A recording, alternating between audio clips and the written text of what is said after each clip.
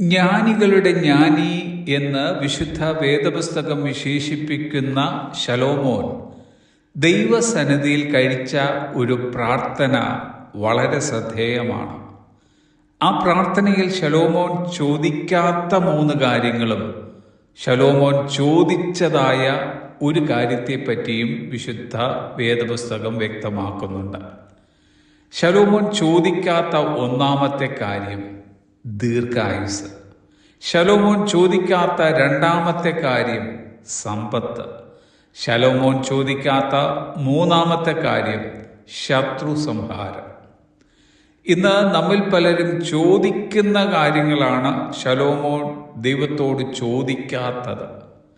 പലരും മറ്റു പലതിനേക്കാളും വലിയ അനുഗ്രഹങ്ങളായി കാണുന്നത് ദീർഘായുസ്സും സമ്പത്തും ശത്രു സംഹാരങ്ങളുമൊക്കെ തന്നെയാണ്.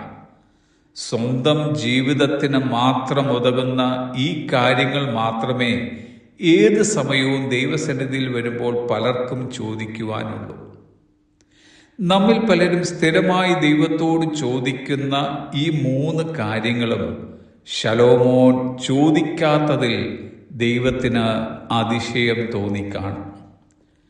നമ്മിൽ പലരും ദൈവത്തോട് ചോദിക്കാത്ത ഒരു കാര്യമാണ് ശലോമോൻ ചോദിച്ചത്. അത് ജ്ഞാനവും വിവേകവുമായിരുന്നു. ഭൗതികാനുഗ്രഹങ്ങൾ ശലോമോൻ ചോദിച്ചില്ല എങ്കിലും ദൈവം അത് അവന് നൽകുകയുണ്ടായി. ഭൗതികാനുഗ്രഹങ്ങൾക്കായി നാം ദൈവത്തോട് ചോദിക്കുന്നതിന് മുമ്പായി ജ്ഞാനത്തിനും വിവേകത്തിനുമായി ചോദിക്കുക.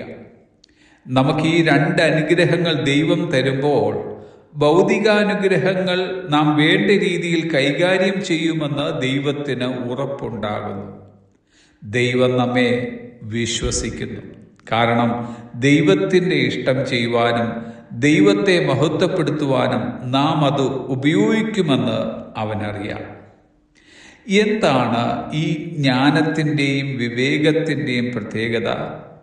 അത് അറിവിൻ്റെയും ജ്ഞാനത്തിൻ്റെയും ആകത്തുകയാണ്.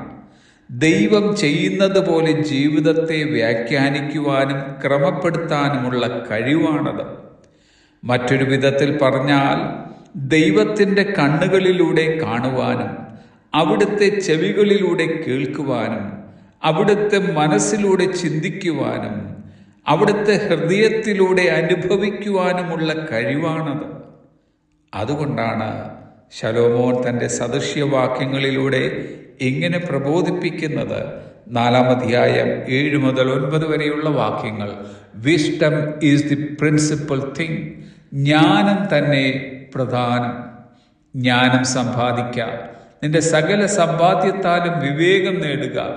ജ്ഞാനത്തെ ഉയർത്തുക. ജ്ഞാനം നിന്നെ ഉയർത്തും. ജ്ഞാനത്തെ ആലിംഗനം ചെയ്താൽ അത് നിനക്ക് മാനം വരുത്തും. ജ്ഞാനം നിന്റെ തലയെ അലങ്കാരമാല അണിയിക്കും. അത് നിന്നെ ഒരു മഹത്വ കിരീടം ചൂടിക്കും. Dear friends, pray today for wisdom and understanding. ജ്ഞാനത്തിനും വിവേകത്തിനുമായി ഇന്ന് തന്നെ പ്രാർത്ഥിക്കുക. Have a blessed day.